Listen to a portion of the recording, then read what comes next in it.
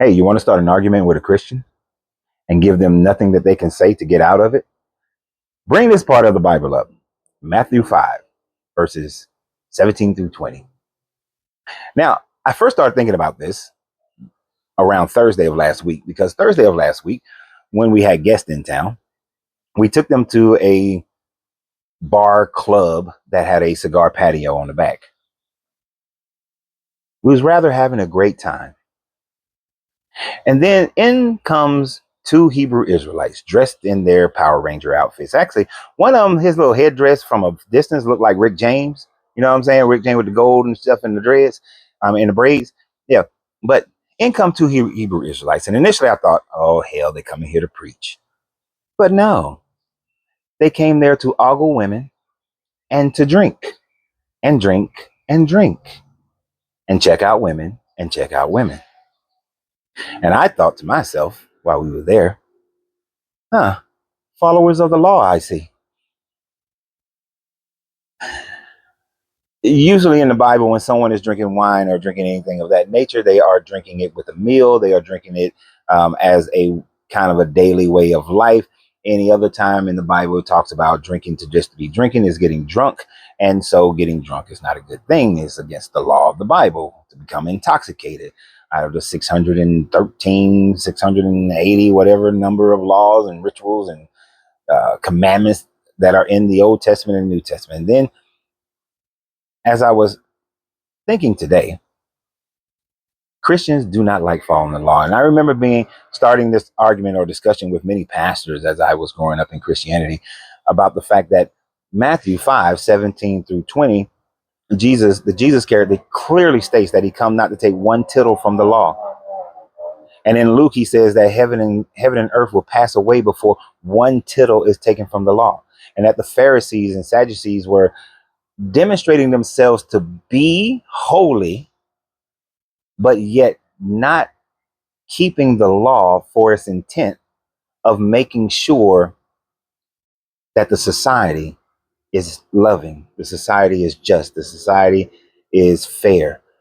They weren't doing what was intended for the law and creating a better society. Jesus goes as far as talking about the fact that you have heard that you are not supposed to commit adultery, but if you even look at a woman, you have committed adultery. If you don't commit murder, but if you hate a man, you have committed murder. It is not something that he's saying you shouldn't have to follow the law. He's just saying that there is the law, follow that. But even in the deeper understanding and spirit of this law, you are supposed to have a circumcised heart. So when I was a Christian, I had a problem with Christians not following the law, Christians being more Paulinian in their thought process. And this is why the Christianity I walked away from. This is one of the reasons why I walked away from, because it's filled with hypocrisy. How can you on one hand say that Jesus came not to take away any of the law? He came to fulfill the law. He came to show you a higher morality within the law, but yet you run with Paul and Paul's ideas of just believe in Jesus. That it's about belief, not about following the law. You can't earn your way into heaven.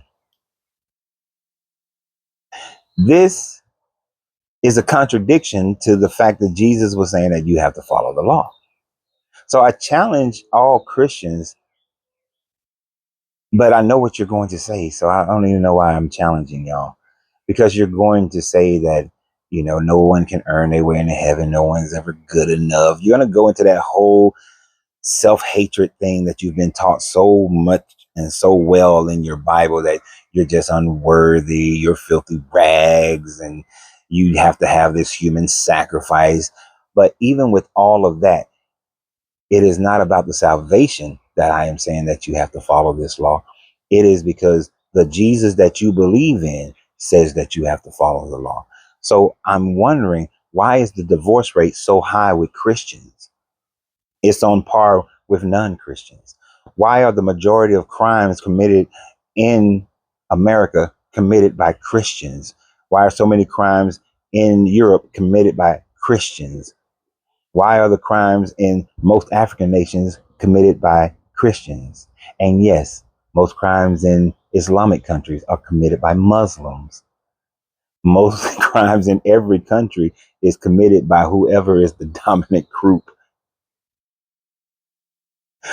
But if Christians were following Christianity, was following the law, you wouldn't be committing these crimes, or you'd be easy to say you're not a Christian because you're not following the law.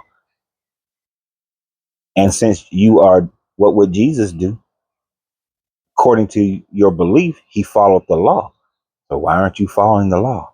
Oh, the law was abolished when Jesus died and was sacrificed. There is nothing in your Bible that says that the law was abolished because Jesus died. And if it is, it's a contradiction to what your Jesus supposedly said. So Christians, follow the law. I would love for Christians to follow the law. Police, we wouldn't have bad police officers because most of them are Christians. We wouldn't have such a high divorce rate. Families would work it out, figure it out.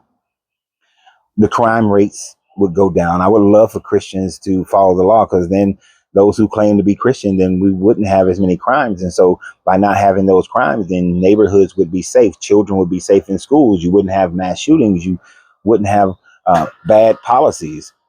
Think about it. If all those Christian politicians actually believed in Christianity and actually followed the law, many of the things that they put into practice, put into law, they would not do because it would go against their teachings.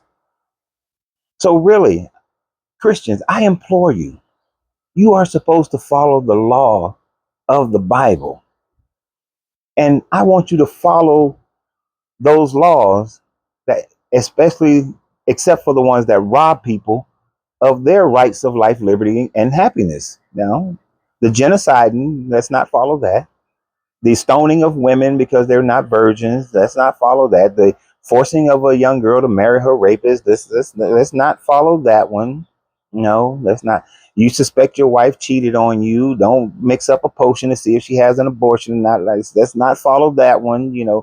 Yes, I'm picking and choosing which ones I want to follow, because I'm not Christian, so I can do that. But I don't want y'all following the ones that robs women of their rights, that robs people of color or people of non-color their rights, people of different nations their rights. Don't follow them. Don't follow your slavery laws. I don't want you putting people into slavery, and I don't want you genociding people. But all them other good laws, I need you to follow them. I need you to follow those good laws, right? And I want y'all to follow the Sabbath law too, because in my neighborhood, Saturday and Sunday come and everybody's cutting grass and you know working on their house and all that stuff. They're making too much noise. I need y'all to not work on Saturdays. I couldn't even keep it. But anyway, yeah, I want y'all to follow them good laws. Leave the bad ones out. Follow the good laws. But what do you guys think? And always remember, you have to free yourself to be yourself, because your greatness is non-negotiable. Good journey, good vibrations. Today's not garbage day.